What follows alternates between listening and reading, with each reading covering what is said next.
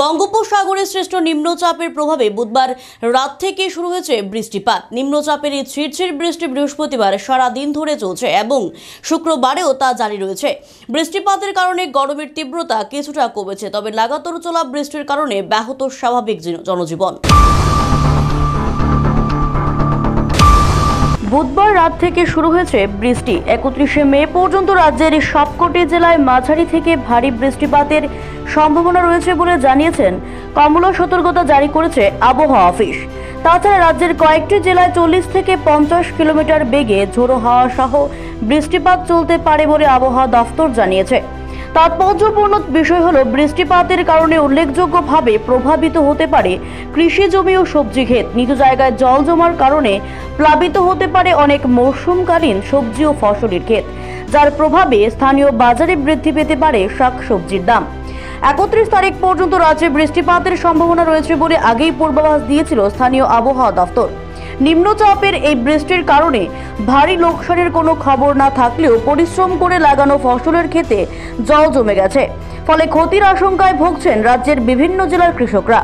আগস্টে বন্যার পর বৃষ্টিপাতের ফলে রাজ্যে জানমালের সাথে লোকসান যাতে না হয় তার জন্য পরিস্থিতির উপর তীক্ষ্ণ নজর রাখছে রাজ্য সরকার।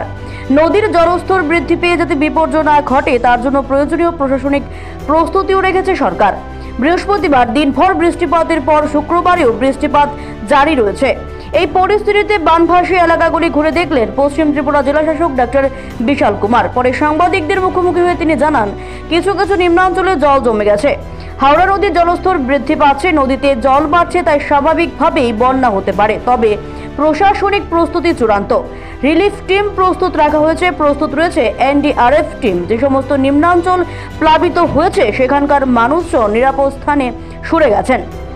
বৃষ্টি লাগাতার চলতে থাকলেও হাওড়ার জলস্তর আরও বৃদ্ধি পাবে, তবে এখনও হাওড়ার জলও বিপদসীমার নিচেই বইছে।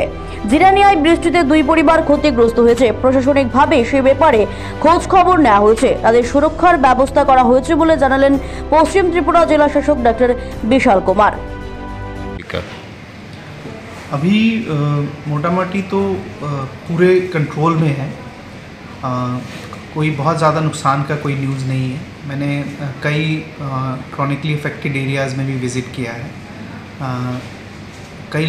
कई जगहों पे लोग अपने घरों से शिफ्ट हुए हैं, अपने जहाँ भी हाई स्टेशन एरिया है जहाँ भी उनके रिश्तेदार रहते हैं, लेकिन किसी भी तरह के बड़े नुकसान की कोई न्यूज़ नहीं है। रिलीफ सेंटर्स ऑलरेडी हमारे इनएक्टिव हैं, मतलब इन एक्शन है, एक्टिव है, और साथ ही साथ हमारी टीम भी रेडी है। हमारे पास अभी 11 टीम हमारी अपनी है और एसडीआरएफ की भी 3 टीमें रेडी हैं। और कई जगहों पे पानी भराव शुरू हो गया है, लेकिन अभी भी डेंजर लेवल के नीचे है। अभी हालत कैसा है हावड़ा रिवर का? हावड़ा रिवर में पानी बढ़ा हुआ है और हम उम्मीद करते हैं कि और 3-4 घंटों में और ये पानी बढ़ेगा, लेकिन स्थिति सामान्य है, अंडर कंट्रोल है। वेस्ट डिस्ट्रिक्ट में कुछ क्षय क्षति हुआ है एरिया में, आपका जो एरिया है? हाँ, जिरानिया सब डिवीज़न के अंदर 2 मकानों को नुकसान पहुंचा है और उन लोगों को वहाँ से निकाला गया है और वो अपने रिश्तेदारों के घर पे हैं और बाकी असेसमेंट फील्ड पे चल रहा है। Thank you. Bureau report, Asian times.